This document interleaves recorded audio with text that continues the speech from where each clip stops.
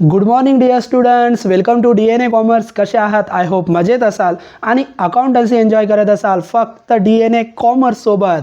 तर विद्यार्थी मित्रांनो, तुम्हाला सर्वांना माहीतच आहे 11वी कॉमर्स या वर्गामध्ये शिकणाऱ्या सर्व विद्यार्थ्यांसाठी अकाउंटन्सी या विषयाचा पूर्ण सिलेबस आपल्या DNA कॉमर्स या यूट्यूब चॅनलवर मोफतपणे उपलब्ध करून दिला जात आहे. विद्यार्थी मित्रांनो, आपल्या 11वीच्या सिलेबसमध्ये फायनल अकाउंट हा टॉपिक आपण शिकत आहोत. फायनल अकाउंटचे प्रॉब्लेमची प्रॅक्टिस करत आहोत आपण आणि आजच्या लेक्चरला देखील एक नवीन प्रॉब्लेमची प्रॅक्टिस आज आपण करणार आहोत. प्रॉब्लेम खूप महत्त्वाचा आहे, म्हणून व्हिडिओ शेवटपर्यंत बघा आणि समजून घ्या की आपण प्रॉब्लेम कसं सोडवणार आहोत. त्यापूर्वी विद्यार्थी मित्रांनो, जर तुम्ही आपल्या चॅनलला नवीन आलेला असाल तर आपल्या व्हिडिओला लाईक करत चला, आपल्या चॅनलला सबस्क्राईब करा आणि जास्तीत जास्त कॉमर्सच्या विद्यार्थ्यांपर्यंत हा चॅनल शेअर करा. कारण 11वी कॉमर्सला तुम्ही या चॅनलला जर एकदा कनेक्ट झाला तर पुढचे 12वी BCom MCom पूर्ण अकाउंटन्सी तुम्हाला या एकाच प्लॅटफॉर्मवर उपलब्ध होणार आहे आणि तो देखील अगदी मोफत. म्हणून अतिशय महत्त्वाचा चॅनल हा तुमच्या अकाउंटसाठी कॉमर्समध्ये ठरणार आहे. म्हणून या चॅनलला कनेक्ट करा, सबस्क्राईब करा आणि जास्तीत जास्त शेअर करा. तर आपण प्रॉब्लेम बघूया. विद्यार्थी मित्रांनो, तुम्हाला माहिती आहे प्रॉब्लेममध्ये ट्रायल बॅलन्स दिला जातो, ॲडजस्टमेंट दिल्या जातात. आपण सगळ्यात अगोदर ॲडजस्टमेंट वाचणार, ज्यांच्यावर ॲडजस्टमेंट आहे त्यांना टिक मार्क करणार. मग पहिली ॲडजस्टमेंट क्लोजिंग स्टॉकची ॲडजस्टमेंट आपण डायरेक्ट सोडवतो का? कारण क्लोजिंग स्टॉक ट्रायल बॅलन्समध्ये दिला जात नाही, मग त्याला स्टार वगैरे करण्याची गरज नाही. दुसरी ॲडजस्टमेंट राईट ऑफ म्हणजे कमी करणे, 1200 बॅड डेट्स आणि create provision for bad and doubtful debts. Bad debts आणि बॅड अँड डाऊटफुल डेट्स म्हणजे RDD. बॅड डेट्स आणि RDDची ॲडजस्टमेंट दिलेली आहे. ज्या वेळेस बॅड डेट्स आणि RDDची ॲडजस्टमेंट दिली जाते ती फक्त डेटर्सवर सोडवतात. मग तुम्ही इथं डेटर्स दिलेले आहे, डेटर्सला स्टार करू शकतात. मग आपण डेटर्सला काय करूया, इथं स्टार करून घेऊया. मग डेटर्सला तुम्ही टिक मार्क करा. त्याच्यानंतर तिसरी ॲडजस्टमेंट इथं तुम्ही बघा, आउटस्टँडिंग खर्चाची दिली. लीगल एक्सपेन्सेस आणि वेजेस, दोन खर्चावर आउटस्टँडिंग सांगितलं, दोन्ही खर्चाला स्टार करा, लीगल एक्सपेन्सेस आणि वेजेस. त्याच्यानंतर डेप्रिसिएशन सांगितलं इक्विपमेंटवर आणि मशिनरीवर. मग इक्विपमेंट आणि मशिनरीला स्टार करा. ऑफिस इक्विपमेंटला स्टार करू आणि मशिनरीला स्टार करू. आणि लास्ट ॲडजस्टमेंट आहे प्रीपेड इन्शुरन्सवर ॲडजस्टमेंट दिली, प्रीपेडची, इन्शुरन्सला स्टार करा. या पद्धतीने आपण सगळ्यांना स्टार केलं आहे. आता ज्यांना तुम्ही स्टार केलेलं आहे त्याच्यावर ॲडजस्टमेंट आहे त्यांचे 2 इफेक्ट करायचे आहे आणि ज्यांना तुम्ही स्टार केलेलं नाही त्यांचा एकच इफेक्ट करायचा आहे. या पद्धतीने आपण सोडवणार. आता मी हे क्लोज करतो. स्टार तुम्ही लक्षात ठेवा कशावर होते, तर त्या पद्धतीने ते ॲडजस्टमेंट आहे. आता आपण प्रॉब्लेम सोडवणार आहोत. प्रॉब्लेम सोडवत असताना विद्यार्थी मित्रांनो, तुम्ही नियम वापरा. तो नियम मी तुम्हाला शिकवलेला आहे. टेक्निक आहे, सगळ्यात अगोदर आपण डेबिट बॅलन्स सोडवणार, त्याच्यानंतर आपण क्रेडिट सोडवणार. आजच्या प्रॉब्लेममध्ये डेबिट सेपरेट, क्रेडिट सेपरेट दिलेले आहे. अतिशय महत्त्वाचं आहे आणि हे असं दिलं तर अगदी सोपं, अजून सोपं जाणार. मग सगळ्यात अगोदर आपली टेक्निक आहे, आपण डेबिट सोडवणार. मग डेबिट बॅलन्सचा नियम मी तुम्हाला शिकवला होता. डेबिट बॅलन्समध्ये जेवढे ट्रान्झॅक्शन दिले जातात ते एकतर एक्सपेन्सेस असू शकतात किंवा असेट असू शकतात. जर तुम्हाला ते एक्सपेन्सेस वाटले तर तुम्ही तो ट्रान्झॅक्शन डेबिट साईडला रेकॉर्ड करा, ट्रेडिंग अकाउंटच्या किंवा प्रॉफिट अँड लॉस अकाउंटच्या. आणि जर तुम्हाला तो असेट वाटला तर असेटला रेकॉर्ड करा. तर पहिला ट्रान्झॅक्शन डेटर्स, एक्सपेन्सेस आहे का असेट आहे? असेट आहे. मग चला बॅलन्स शीटच्या असेटला आपण वरती फिक्स असेटसाठी 4-5 लाईन सोडूया आणि लिहूया डेटर्स. इनरला लिहा कारण त्याच्यावर ॲडजस्टमेंट आलेली आहे. इनरला 45,000 45,000. लगेच ॲडजस्टमेंट सोडवा. ॲडजस्टमेंट कोणती? बॅड डेट्स आणि RDD. तर अगोदर लक्षात ठेवा ट्रायल बॅलन्समध्ये पण बॅड डेट्स दिले जातात, ट्रायल बॅलन्समध्ये पण RDD दिली जाते, ॲडजस्टमेंटमध्ये पण बॅड डेट्स आणि RDD दिली. काय करायचं? तर जे ट्रायल बॅलन्समध्ये बॅड डेट्स आणि RDD देतात त्यांचा एकच इफेक्ट करायचा आणि याला ओल्ड बॅड डेट्स आणि ओल्ड RDD म्हणतात. यांचा एकच इफेक्ट करायचा फक्त प्रॉफिट अँड लॉस अकाउंटला. समजलं? आता जे ॲडजस्टमेंटमध्ये बॅड डेट्स देतात आणि RDD देतात त्याला न्यू बॅड डेट्स आणि न्यू RDD म्हणतात. त्यांचे 2 इफेक्ट करायचे कारण ती ॲडजस्टमेंट आहे. आणि यांचे 2 इफेक्टपैकी पहिला इफेक्ट, ॲडजस्टमेंटमध्ये दिलेले बॅड डेट्स आणि ॲडजस्टमेंटमध्ये दिलेली RDD यांचा पहिला इफेक्ट नेहमी डेटर्सवर करायचा, असेट साईडला. मग डेटर्समध्ये काय करा, हे बॅड डेट्स आणि RDD जे ॲडजस्टमेंटमध्ये दिले ते डेटर्समधून लेस करा. म्हणजे पहिला इफेक्ट आपण लेस करणार, ॲडजस्टमेंटचे बॅड डेट्स आणि ॲडजस्टमेंटची RDD. मग पहिले बॅड डेट्स वजा करायचे का RDD वजा करायचे? तर मी तुम्हाला शिकवलेले आहे सगळ्यात अगोदर बॅड डेट्स वजा करायचे. मग बॅड डेट्स वजा करा, लेस न्यू बॅड डेट्स आणि ते दिलेले आहे ॲडजस्टमेंट बघा 1200 आता 1200 वजा करून इनरलाच टोटल लिहा. शिल्लक राहिले 43,800. 43,800. आता बॅड डेट्स वजा केल्यानंतर RDD वजा करा. ती किती दिली? 2%. मग 2% वजा करा लेस, त्याला पण आपण म्हणणार न्यू RDD. New RDD 2%. मग 2% काढा आता RDD कशावर काढणार? तर बरेच विद्यार्थी डेटर्सवर RDD काढतात. बरोबर आहे, डेटर्सवरच काढायची. पण डेटर्सच्या कोणत्या किमतीवर? 45,000 ओरिजिनल किमतीवर नाही. तर डेटर्समधून बॅड डेट्स वजा केल्यानंतर डेटर्सची जी अमाऊंट शिल्लक राहणार त्याच्यावर RDD काढणार. मग RDD आपण काढणार 43,800 वर. मग 43,800 वर 2% कसे काढायचे? 1 0 जर कट केला तर 10% शिल्लक राहतात. 2 0 कट केले तर 1% शिल्लक राहतो. मग 2 0 कट करा. 438. 438 हा 1% आहे. आपल्याला 2% पाहिजे. मग 438 गुणिले 2 किती आले? 876. मग 876 वजा करा. 43,800 मधून 876 गेले म्हणजे किती राहिले? 42,924. मग याला थोडं छोटं करू आणि इकडे लिहा 42,924. मग डेटर्स शिल्लक राहिले आपले 42,924. विद्यार्थी मित्रांनो, डेटर्स 42,924 आपले शिल्लक राहिलेले आहे. आता याचा दुसरा इफेक्ट करावा लागेल. मग आपण परत प्रॉब्लेम थोडा मोठा करूया. याचा दुसरा इफेक्ट आपल्याला करावा लागेल. मग याचा दुसरा इफेक्ट काय करायचा? तर पहिला इफेक्ट आपल्याला समजला. जे बॅड डेट्स आणि जी RDD प्रॉब्लेममध्ये दिली जाते, ॲडजस्टमेंटमध्ये दिली जाते, ते बॅड डेट्स आणि RDDचा पहिला इफेक्ट डेटर्समधून वजा करा. वजा केल्यानंतर यांचा दुसरा इफेक्ट प्रॉफिट अँड लॉस अकाउंटच्या डेबिटला करा. काय करायचं? तर हे जे इथं लेस केले ते प्रॉफिट अँड लॉसच्या डेबिटला ॲड करा. मग चला प्रॉफिट अँड लॉस अकाउंटच्या डेबिटला. मग आता तुम्ही डायरेक्ट ॲड करणार का? तर डायरेक्ट ॲड नाही करायचे विद्यार्थी मित्रांनो. मग ॲड करण्यापूर्वी काय करायचं? ट्रायल बॅलन्सचा बॅड डेट्स अगोदर रेकॉर्ड करायचा. मग ट्रायल बॅलन्समध्ये ओल्ड बॅड डेट्स दिलेला आहे 600. तो बॅड डेट्स एकदाच रेकॉर्ड करायचा, कारण ते ट्रायल बॅलन्समध्ये दिले. आणि हे ट्रायल बॅलन्सचे बॅड डेट्स प्रॉफिट अँड लॉसच्या डेबिटला रेकॉर्ड करतात. मग प्रॉफिट अँड लॉसच्या डेबिटला एक लाईन ग्रॉस प्रॉफिट किंवा ग्रॉस लॉससाठी आणि पहिले 2-3 खर्च ओरिजिनल लिहिण्यासाठी. 3-4 लाईन सोडा. डायरेक्ट बॅड डेट्स वरती लिहू नका. 2-3 लाईन सोडून bad debts to bad dates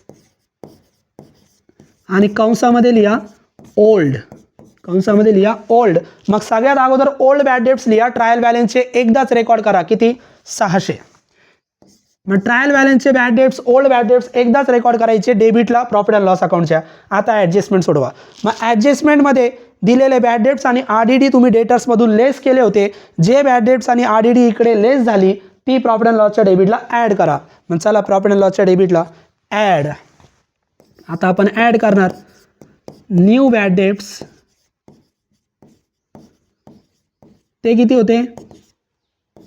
प्लसचं symbol 1200 plus add new RDD म्हणजे ॲडजस्टमेंटचे बॅड डेट्स, ॲडजस्टमेंटची RDD इथं ॲड करायची आहे. ती RDD आपली किती आली होती डेटर्समध्ये? 876. मग 876 ॲड करा आणि टोटल इनरलाच लिहा 1200 आणि 800 2676. 2676. ॲडजस्टमेंट संपली. ॲडजस्टमेंटचा पहिला इफेक्ट बॅड डेट्स आणि RDD डेटर्समधून वजा करा आणि बॅड डेट्स आणि RDD प्रॉफिट अँड लॉसच्या डेबिटला ॲड करा. फक्त ॲड करण्यापूर्वी अगोदर ट्रायल बॅलन्सचा बॅड डेट्स रेकॉर्ड करा डेबिटला. झालं. आता ट्रायल बॅलन्समध्ये RDD पण दिली. ट्रायल बॅलन्सची RDD सगळ्यात शेवटी रेकॉर्ड करायची. आता झाल्यानंतर सगळ्यात शेवटी रेकॉर्ड करा. ही RDD क्रेडिटला दिली, एकदाच रेकॉर्ड करायची. मग क्रेडिटला दिलेली RDD जेव्हा तुम्ही डेबिटला रेकॉर्ड करतात तेव्हा ती नेहमी लेस करणार. ह्या RDDला आपण म्हणतो ओल्ड RDD आणि ही ओल्ड RDD आपण इकडे लेस करणार. मग इकडे लिहा डेबिटलाच लेस ओल्ड RDD आणि ती दिलेली आहे 1200. 1200 वजा करा. 2600 मधून 1200 गेले 1400 आणि वरचे 76. 1476. संपली ॲडजस्टमेंट. म्हणजे आपण ट्रायल बॅलन्सचे बॅड डेट्स आणि ट्रायल बॅलन्सची RDD सुद्धा कव्हर केली प्रॉफिट अँड लॉसच्या डेबिटला. फक्त एवढं आहे, यांचे ॲडजस्टमेंटमध्ये दिले तर 2 इफेक्ट करायचे आणि ट्रायल बॅलन्समध्ये दिलेले असतील तर त्याचा 1 इफेक्ट करायचा. ट्रायल बॅलन्समध्ये दिलेले बॅड डेट्स प्रॉफिट अँड लॉसच्या डेबिटला रेकॉर्ड करायचे. ट्रायल बॅलन्समध्ये दिलेली RDD सुद्धा प्रॉफिट अँड लॉसच्या डेबिटला सगळ्यात शेवटी रेकॉर्ड करायची आणि वजा करायची. ही ॲडजस्टमेंट खूप महत्त्वाची आहे. बरेच विद्यार्थी 12वीला सुद्धा कन्फ्यूज असतात, म्हणून 11वीलाच इतकी परफेक्ट करा की 12वीला तुम्हाला तुम्ही चुकणार नाही. तर या पद्धतीने तुम्हाला सोडवता आली पाहिजे. चला ट्रायल बॅलन्समध्ये डेटर्स झालं. डेटर्स नंतर ओपनिंग स्टॉक. तुम्हाला माहिती आहे ओपनिंग स्टॉक आपण नेहमी ट्रेडिंग अकाउंटच्या डेबिटला रेकॉर्ड करतो, कारण ट्रेडिंग अकाउंटच्या डेबिटची सुरुवात ओपनिंग स्टॉकनेच होत असते. मग ट्रेडिंग अकाउंटच्या डेबिटला रेकॉर्ड करा to opening stock. Direct outer column 11,550 11,550. त्याच्यानंतर परचेस आपण डेबिट सोडवतोय. मी तुम्हाला डेबिटचा नियम शिकवलेला आहे. डेबिट जोपर्यंत सोडवता तोपर्यंत एक्सपेन्सेस किंवा असेट. एक्सपेन्सेस असतील तर डेबिटला रेकॉर्ड करा, असेट असतील तर असेटला. परचेस खरेदी करणे एक्सपेन्सेस आहे, मग डेबिटला रेकॉर्ड करा. मग तुम्हाला माहिती आहे परचेस आणि सेल्स हे ट्रान्झॅक्शन फक्त ट्रेडिंग अकाउंटलाच रेकॉर्ड करतात. परचेस डेबिटला रेकॉर्ड करतो आपण ट्रेडिंग अकाउंटच्या टू परचेस. इनरला त्याची अमाऊंट लिहा 53,250. आपण इनरला का लिहिली, कारण परचेस आणि सेल्समधून त्यांचे रिटर्न वजा करावे लागतात. त्यांचे रिटर्न ट्रायल बॅलन्समध्ये देतात, एकदाच वजा करायचे, ॲडजस्टमेंट नाही ती. मग परचेसचं लॉजिक मी तुम्हाला सांगितलं. परचेस जर डेबिटमध्ये असेल तर त्याचे रिटर्न नेहमी क्रेडिटला असतात, आणि सेल्स क्रेडिटला असतो तर त्याचे रिटर्न नेहमी डेबिटला असतात. मग परचेसचे रिटर्न कुठे आहे? क्रेडिटला. Return outward 450. मग लिहा आपण रिटर्न नेहमी लेस करतो, लेस रिटर्न आउटवर्ड.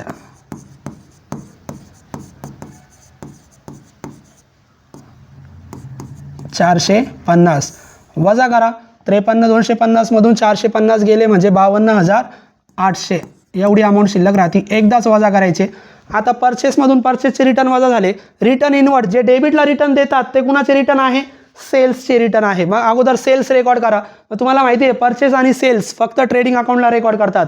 परचेस डेबिटला आणि सेल्स क्रेडिटला. मग इकडे लिहा बाय सेल्स. इनरला लिहा सेल्सची अमाऊंट आहे 60,750. आपण थोडा प्रॉब्लेम छोटा करूया म्हणजे तुम्हाला इथं दिसेल. मग सेल्सची अमाऊंट बघा, सेल्स आहे 60,750 आणि सेल्समधून सेल्सचे रिटर्न वजा करायचे. सेल्स जर क्रेडिटला असतील तर त्याचे रिटर्न डेबिटला असतील, मग त्याचे रिटर्न इथं डेबिटला बघा, रिटर्न इनवर्ड. मग लिहा लेस रिटर्न इनवर्ड, आणि ते रिटर्न इनवर्ड दिलेले आहे 1,050. वजा करा 1,050 वजा करा. मग 60,750 मधून 1,000 59,700. 59,700 एकदाच रेकॉर्ड करायचं, कारण ते रिटर्न एकदाच वजा करतात, ते ट्रायल बॅलन्समध्ये असतात. संपलं. आता परत आपण क्वेश्चन थोडा मोठा करूया. मग क्वेश्चन आपण परत मोठा केला. आपण आलोय रिटर्न इनवर्डपर्यंत. त्याच्यानंतर विद्यार्थी मित्रांनो दिले बॅड डेट्स आपण सोडवलेले आहे प्रॉफिट अँड लॉसच्या डेबिटला. रेंट्स अँड टॅक्सेस डेबिटमध्ये दिले. डेबिटचा नियम काय? एक्सपेन्सेस किंवा असेट. तर रेंट एक्सपेन्सेस आहे का असेट आहे? रेंट भाडे एक्सपेन्सेस आहे. मग मेजॉरिटी खर्च जे इनडायरेक्ट केले जातात ते सगळे प्रॉफिट अँड लॉसच्या डेबिटला रेकॉर्ड करतात, आणि जे प्रोडक्शनशी संबंधित आहे तेच थोडेफार खर्च ट्रेडिंग अकाउंटच्या डेबिटला येतात. म्हणजे मेजॉरिटी खर्च आपण प्रॉफिट अँड लॉसच्या डेबिटलाच रेकॉर्ड करणार आहोत. मग हा खर्च आपण वरती जागा सोडली तिथं लिहा एक लाईन सोडून to rent rates and taxes. याच्यावर काय ॲडजस्टमेंट नाही. डायरेक्ट आउटर कॉलमला लिहा 2,670 2,670. रेंट नंतर इन्शुरन्स खर्च आहे. जेवढे पण खर्च आहे ते आपण मेजॉरिटी कुठे लिहितो? प्रॉफिट अँड लॉसच्या डेबिटला. मग प्रॉफिट अँड लॉसच्या डेबिटला टू इन्शुरन्स, याला आपण स्टार केलं होतं, याच्यावर ॲडजस्टमेंट आहे. इनरला लिहा इन्शुरन्स. मग इन्शुरन्स आहे 2,400. इनर कॉलम, कारण ॲडजस्टमेंट आहे. लगेच ॲडजस्टमेंट सोडवा. ॲडजस्टमेंट शेवटची कोणती? Prepaid insurance. मग प्रीपेड म्हणजे अगोदर पेड केले. मग प्रीपेड आणि आउटस्टँडिंग आता तुम्हाला पाठ झालेले असतील. प्रीपेड जे अगोदर पेड केले ते आपल्याला काय करावे लागतात? लेस करावे लागतात. म्हणजे प्रीपेडचा पहिला इफेक्ट आपण नेहमी लेस करणार आहोत. मग प्रीपेडचा पहिला इफेक्ट लेस प्रीपेड, नेहमी लेस करा विद्यार्थ्यांनो.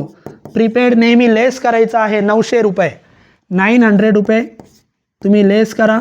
मग 2400मधून 900 वजा करा, आउटरला 1500. आता प्रीपेड ॲडजस्टमेंट आहे, मग त्याचा 2 इफेक्ट करावे लागतील. मग प्रीपेड पहिल्यांदा लेस करतात आणि दुसऱ्यांदा प्रीपेडचा बॅलन्स आपण कुठे रेकॉर्ड करतो, असेट साईडला. मग बॅलन्स शीटच्या असेटला या आणि इकडे लिहा असेट साईडला प्रीपेड इन्शुरन्स, आणि जेवढे ॲडजस्टमेंटमध्ये सांगितले तेवढी अमाऊंट आपल्याला लिहायची आहे, 900. संपली ॲडजस्टमेंट. मग प्रीपेड आणि ची ॲडजस्टमेंट खूप सोपी आहे. पहिल्यांदा लेस करा, दुसऱ्यांदा असेटला रेकॉर्ड करा. त्याच्यानंतर इन्शुरन्स नंतर ऑफिस इक्विपमेंट म्हणजे असेट आहे, खर्च नाही येतो. मग इक्विपमेंट आपण असेटला रेकॉर्ड करणार, ऑफिस इक्विपमेंट. याच्यावर विद्यार्थी मित्रांनो ॲडजस्टमेंट आलेली आहे, म्हणून इनरला लिहा ऑफिस इक्विपमेंटची अमाऊंट दिलेली आहे 42,900, 42,900. लगेच यांची ॲडजस्टमेंट सोडून टाका, लगेच यांची ॲडजस्टमेंट आपण सोडवणार आहोत. मग ॲडजस्टमेंट बघा, असेटवर नेहमी डेप्रिसिएशनची ॲडजस्टमेंट असते 4 नंबर, डेप्रिसिएशन इक्विपमेंटवर 2.5%. मग डेप्रिसिएशनमुळे असेटची व्हॅल्यू कमी होत असते, डेप्रिसिएशनमुळे असेटची व्हॅल्यू कमी होत असते, म्हणून डेप्रिसिएशन नेहमी पहिल्यांदा काय करणार, लेस करणार. लेस 2.5% डेप्रिसिएशन. आता 2.5% कसे काढायचे, तर 1% काढायचं आणि नंतर त्याला 2.5ने गुणायचं. मग 1% म्हणजे 2 झिरो कट करा, 2 झिरो कट केल्यानंतर किती शिल्लक राहतात, 429. मग 429 गुणिले 2.5, मग 429 गुणिले 2.5 जर केलं तर पॉईंटमध्ये उत्तर येतं 1072.5. मग 1072.5, मग 0.5 म्हणजे पुढची संख्या घ्या 1073. 1073. मग 1073 वजा करा 42,900मधून, मग 41,900 आणि 73 वजा झाले 41,827. एवढी अमाऊंट शिल्लक राहते. मग डेप्रिसिएशनचा पहिला इफेक्ट, ज्यावेळेस डेप्रिसिएशन विचारलं जाणार त्यावेळेस डेप्रिसिएशन लेस करा. आता डेप्रिसिएशनचा दुसरा इफेक्ट, मग डेप्रिसिएशन आपण एक्सपेन्सेस किंवा लॉस म्हणून कुठे रेकॉर्ड करतो, प्रॉफिट अँड लॉस अकाउंटच्या डेबिटला. मग डेप्रिसिएशन आपण प्रॉफिट अँड लॉस अकाउंटच्या डेबिटला, अगोदर आपण जागा ॲडजस्ट करूया. मग प्रॉफिट अँड लॉस अकाउंटच्या डेबिटला रेकॉर्ड करा, प्रॉफिट अँड लॉस अकाउंटच्या डेबिटला. म्हणजे डेप्रिसिएशन पहिल्यांदा असेटमधून लेस करायची आणि दुसऱ्यांदा प्रॉफिट अँड लॉस अकाउंटच्या डेबिटला रेकॉर्ड करायची. मग प्रॉफिट अँड लॉस अकाउंटच्या डेबिटला to depreciation on office equipment 1073. आता डेप्रिसिएशन 2 सांगितले होते, लगेच दुसरा डेप्रिसिएशन पण सोडवा. डेप्रिसिएशन दुसरं मशिनरीवर आहे. मग मशिनरी आपली असेट आहे, अगोदर मशिनरी असेटला रेकॉर्ड करा. मशिनरी असेट आपल्या डेबिटमध्ये दिले जातात. मग मशिनरी बघा इथं खाली दिलेली आहे 12,000, इनरला लिहा आणि लगेच त्याचं पण डेप्रिसिएशन सोडवा. 5% डेप्रिसिएशन करायचं आहे. मग डेप्रिसिएशन आपण पहिल्यांदा काय करतो, लेस करणार. मग लेस 5% डेप्रिसिएशन. मग 5% डेप्रिसिएशन तुम्हाला माहिती आहे, 2 झिरो कट करा 120, 120 गुणिले 5 करा किंवा 1 झिरो कट करा 10%, 1200, त्याचे निम्मे 5% 600. मग डेप्रिसिएशन आलं 600, आउटरला शिल्लक राहिले 11,400. आता दुसरा इफेक्ट करावा लागेल. मग डेप्रिसिएशन पहिल्यांदा लेस आणि दुसऱ्यांदा प्रॉफिट अँड लॉस अकाउंटच्या डेबिटला. मग डेबिटला लिहा टू डेप्रिसिएशन ऑन मशिनरी 600. संपली ॲडजस्टमेंट. या पद्धतीने तुम्ही डेप्रिसिएशनची ॲडजस्टमेंट विद्यार्थ्यांना सोडू शकतात. त्याच्यानंतर फर्निचर आपली असेट आहे. मग असेटला रेकॉर्ड करा, बॅलन्स शीटच्या असेटला. इथं जागा आहे वरती, इथेच लिहा furniture and fixture. Furniture and fixtures. Furniture and fixture दिलेले आहे 28,500. जे जे असेट असतील ते असेटला रेकॉर्ड करा, जे खर्च असतील ते डेबिटला रेकॉर्ड करा. डेबिट सोडवतो आपण. Cash at bank, cash in hand, cash at bank. Cash आपली असेट आहे, मग असेटला रेकॉर्ड करा. जेव्हा जेव्हा कॅश दिली जाणार ती असेटलाच रेकॉर्ड करा. Cash at bank, asset site, direct outer column 32,280, 32,280, 32,280. Cash नंतर लिगल एक्सपेन्सेस. आता हे काय असेट नाही आहे, मग हा खर्च आहे. मग खर्च आपण कुठे रेकॉर्ड करतो, तर मी तुम्हाला सांगितलं मेजॉरिटी खर्च आपण प्रॉफिट अँड लॉसच्या डेबिटलाच रेकॉर्ड करतोय. मग लिगल एक्सपेन्सेस इथं लिहा. आपण थोडी जागा ॲडजस्ट करून घेऊया.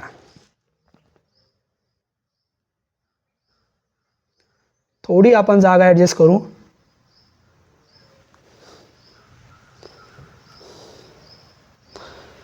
टू लीगल एक्सपेन्सेस, टू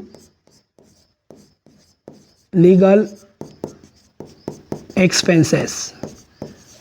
याच्यावर ॲडजस्टमेंट आलेली आहे. ज्याच्यावर ॲडजस्टमेंट आली त्याची अमाऊंट आपल्याला इनरला लिहायची आहे. 3000 इनर कॉलमला लिहा 3000 आणि लगेच ॲडजस्टमेंट सोडवा. ॲडजस्टमेंट नंबर 3 आउटस्टँडिंग सांगितलं. लिगल एक्सपेन्सेसवर काय सांगितलं, आउटस्टँडिंग. प्रीपेड आणि आउटस्टँडिंग एकमेकांच्या ऑपोजिट सोडवतात. प्रीपेड जर आपण लेस केली तर आउटस्टँडिंग ॲड करतात. काय ॲड करतात, कारण आउटस्टँडिंग म्हणजे असा खर्च जो आपल्याला द्यायचा आहे. मग द्यायचा आहे म्हणून आपण काय करणार, ॲड करणार. मग आउटस्टँडिंगचा पहिला इफेक्ट विद्यार्थी मित्रांनो नेहमी ॲड करत चला. Add outstanding, add outstanding. पुढं लिगल एक्सपेन्सेस पण तुम्ही म्हणू शकतात. ॲडजस्टमेंट बघा किती सांगितलं, 750. 750 ॲड करा. टोटल आउटरला लिहा 3750 आणि 2 इफेक्ट करावे लागतील. मग आउटस्टँडिंग आपण ॲड करतात. आता तो द्यायचा आहे म्हणजे दुसऱ्यांदा तो आपण दाखवणार आपलं ते देणं आहे. म्हणजे आपण दुसऱ्यांदा आउटस्टँडिंग कुठे रेकॉर्ड करणार, लायबिलिटीला रेकॉर्ड करणार. मग बॅलन्स शीटच्या लायबिलिटीला या. लायबिलिटीची सुरुवात तर आपण कॅपिटलने करतो. मग कॅपिटलला 4-5 लाईन सोडा आणि लिहा शॉर्टमध्ये outstanding O/S outstanding legal expenses. जेवढे ॲडजस्टमेंटमध्ये दिले तेवढे डायरेक्ट आउटर कॉलम 750. संपली ॲडजस्टमेंट. लिगल एक्सपेन्सेस नंतर ॲडव्हर्टाइजमेंट. ॲडव्हर्टाइजमेंट खर्च आहे. मग मेजॉरिटी खर्च इनडायरेक्ट खर्च आपण प्रॉफिट अँड लॉसच्या डेबिटला रेकॉर्ड करतो. प्रॉफिट अँड लॉसला बरेच ट्रान्झॅक्शन आले. परत आपण जागा ॲडजस्ट करू थोडीफार.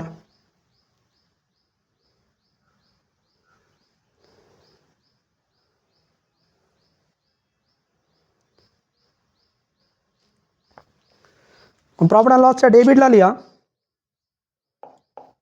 टू ॲडव्हर्टाइजमेंट, टू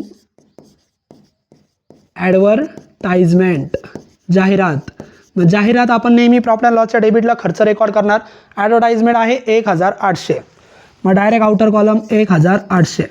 त्याच्यानंतर विद्यार्थी मित्रांनो ब्रोकरेज. ब्रोकरेज म्हणजे दलाली. मग ब्रोकरेजसुद्धा खर्च आहे. मग जेवढे इनडायरेक्ट खर्च आहे ते आपण प्रॉफिट अँड लॉसच्या डेबिटला रेकॉर्ड करणार. मग ब्रोकरेजसुद्धा इकडेच रेकॉर्ड करा. टू ब्रोकरेज, टू ब्रोकरेज आणि ब्रोकरेज दिलेला आहे 2100. Direct outer column 2100. ब्रोकरेज नंतर ड्रॉइंग. मी तुम्हाला शिकवलं होतं लास्ट प्रॉब्लेमला देखील. ड्रॉइंग ट्रायल बॅलन्समध्ये पण येऊ शकते, ड्रॉइंग ॲडजस्टमेंटमध्ये पण येऊ शकते. ड्रॉइंग जर ट्रायल बॅलन्समध्ये आली एकच इफेक्ट करा. ड्रॉइंग जर ॲडजस्टमेंटमध्ये आली 2 इफेक्ट करा. मग आता ड्रॉइंग कुठे आली, ट्रायल बॅलन्समध्ये, एकच इफेक्ट करा. ज्या वेळेस ड्रॉइंग ट्रायल बॅलन्समध्ये येणार तेव्हा फक्त एकच इफेक्ट करा आणि तो एक इफेक्ट कॅपिटलमधून लेस करा. बस एवढंच. मग कॅपिटलमधून लेस करा. कॅपिटल कुठं असतं, लायबिलिटीला. मग लायबिलिटीची सुरुवात आपण कशाने करतो, कॅपिटल. मग अगोदर कॅपिटलची अमाऊंट लिहून घ्या. कॅपिटल क्रेडिटमध्ये दिला जातो. कॅपिटल किती आहे, 1,20,000. मग कॅपिटल आहे 1,20,000. याच्यामधून आपण ड्रॉइंग काय करणार, लेस करणार आहोत. लेस ड्रॉइंग. ड्रॉइंग फक्त एकदाच रेकॉर्ड करायची आणि कॅपिटलमधून लेस करायची. ड्रॉइंग किती आहे, ड्रॉइंग आहे 3000. मग ड्रॉइंग लेस करा 3000 आणि इनरलाच उत्तर लिहा 1,17,000. ड्रॉइंग फक्त एकदाच रेकॉर्ड करा, कॅपिटलमधून लेस करा कारण ती ट्रायल बॅलन्समध्ये आली. ड्रॉइंग नंतर विद्यार्थी मित्रांनो वेजेस. वेजेस खर्च आहे, पण वेजेस हा जो खर्च आहे तो प्रोडक्शनशी संबंधित आहे आणि जे खर्च प्रोडक्शनशी संबंधित असतात ते आपण ट्रेडिंग अकाउंटच्या डेबिटला लिहितो. वेजेस आपण प्रॉफिट अँड लॉस अकाउंटला लिहित नाही. आपण सॅलरी प्रॉफिट अँड लॉस अकाउंटला लिहितो, परंतु वेजेस ट्रेडिंग अकाउंटच्या डेबिटला लिहितो. मग ट्रेडिंग अकाउंटच्या डेबिटला टू वेजेस, टू वेजेस इनरला लिहा कारण त्याच्यावर ॲडजस्टमेंट आहे. मग वेजेस बघा किती आहे, वेजेस आहे 2250 इनरला. आणि लगेच ॲडजस्टमेंट सोडवा. ॲडजस्टमेंट तिसरी, वेजेस 225. काय सांगितलं, आउटस्टँडिंग. आउटस्टँडिंग म्हणजे द्यायचे. मग आउटस्टँडिंगचा पहिला इफेक्ट नेहमी ॲड. मग लिहा ॲड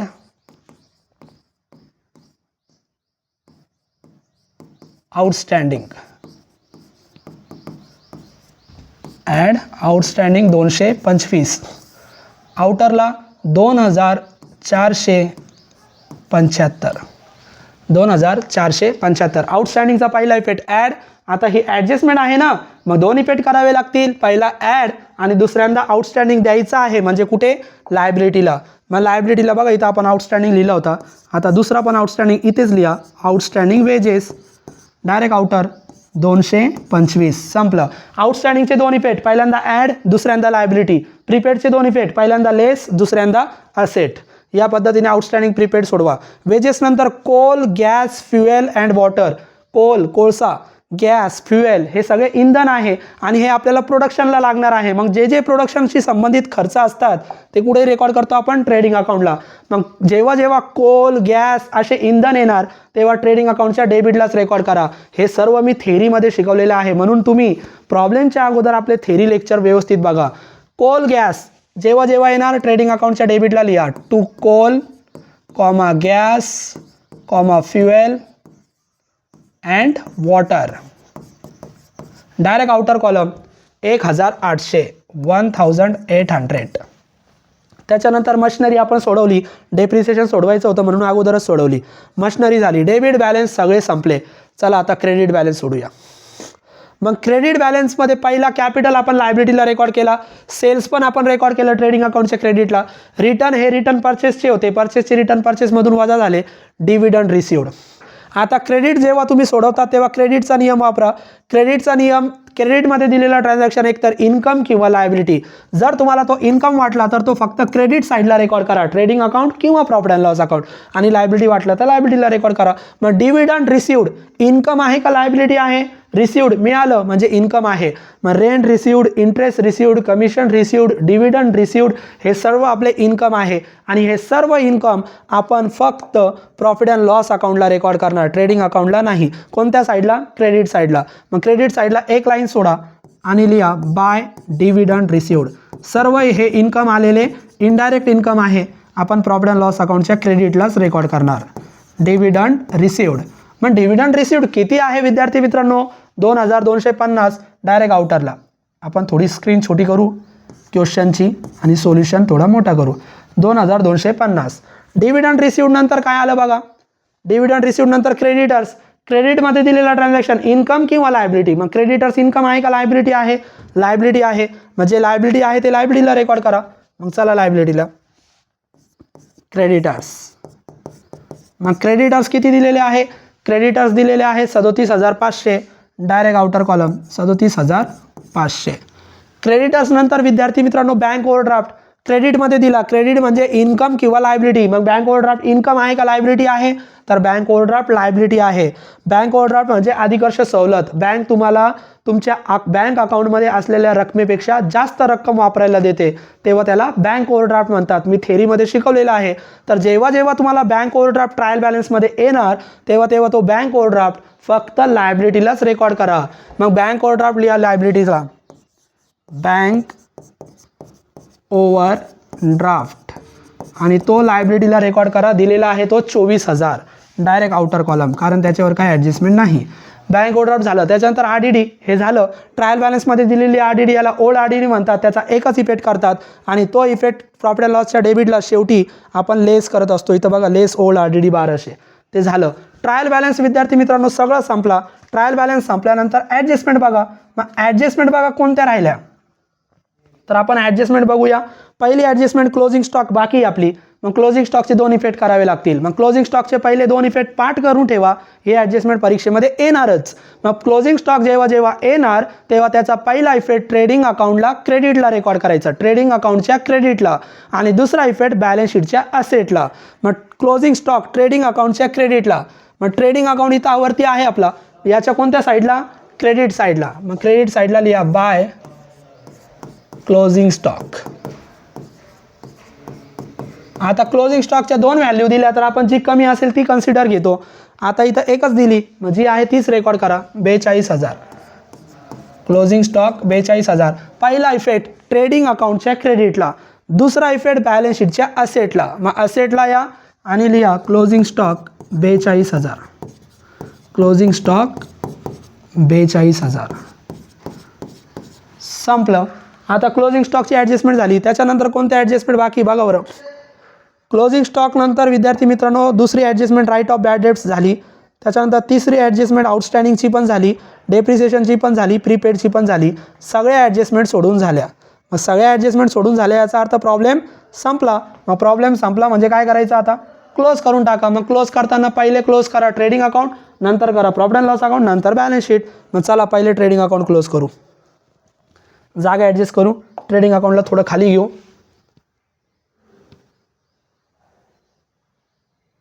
हा आहे आपला trading account.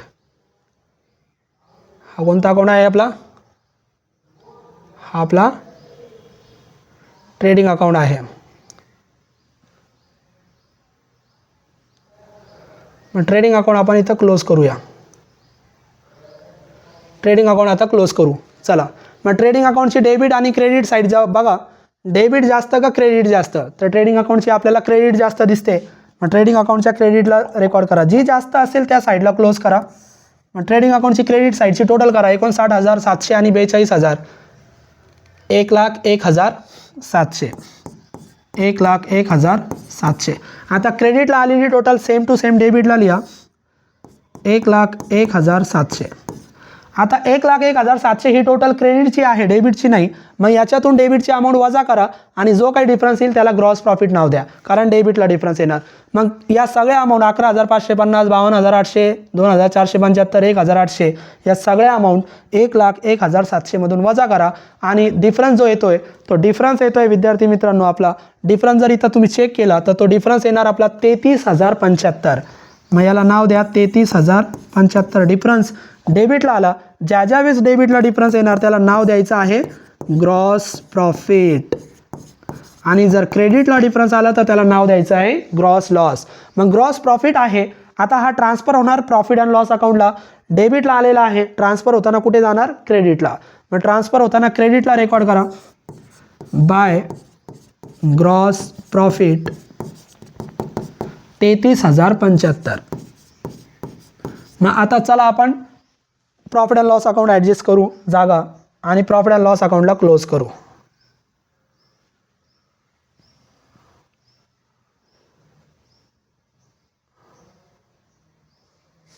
Profit and loss account आपण क्लोज करूया.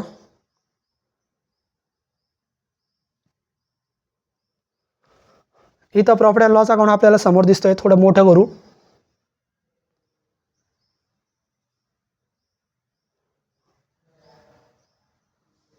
हा आहे profit and loss account.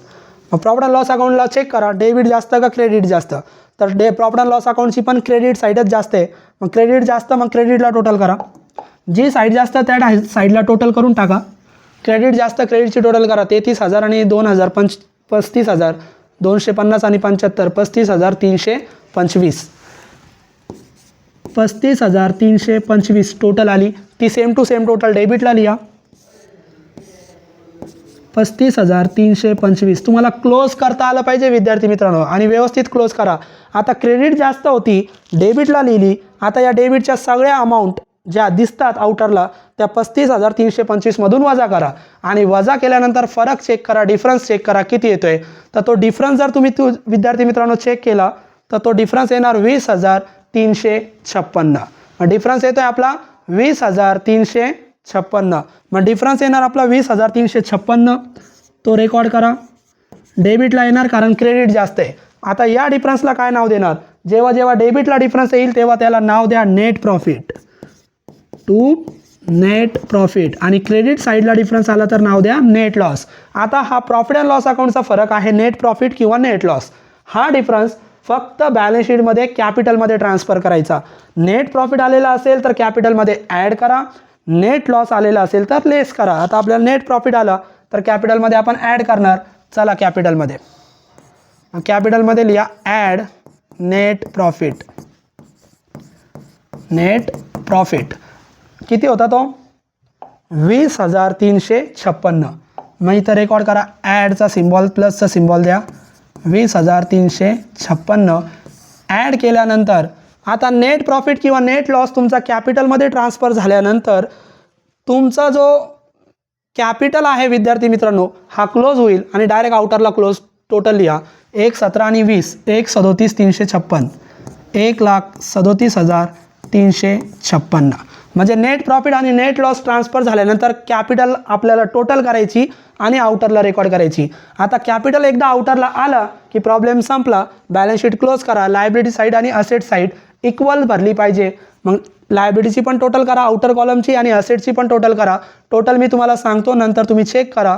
Balance शीटची total जर तुम्ही बघितली विद्यार्थी मित्रांनो, ती बॅलन्स शीटची टोटल आपली येणार 1,99,831. बॅलन्स शीटची टोटल येणार आहे 1,99,831. तुम्ही नंतर चेक करा. 30 टोटल इकडे पण लिहा 1,99,831. या अमाऊंटला आपला बॅलन्स शीट टॅली झाला 1,99,831. तर 1,99,831ला आपला बॅलन्स शीट टॅली झाला. या पद्धतीने आपण आजचा प्रॉब्लेम टॅली केलेला आहे. पुढच्या लेक्चरला आपण परत असा प्रॉब्लेम क्लोज शिकणार आहोत. आपण नवनवीन प्रॉब्लेमची प्रॅक्टिस करतच राहणार आहोत. तुम्ही फक्त DNA कॉमर्सला कनेक्ट करा, आपल्या व्हिडिओला लाईक करा आणि जास्तीत जास्त शेअर करा. आता पुढच्या लेक्चरला आपण परत एक नवीन प्रॉब्लेमची प्रॅक्टिस करूया. इथं आपण थांबूया. थँक्यू.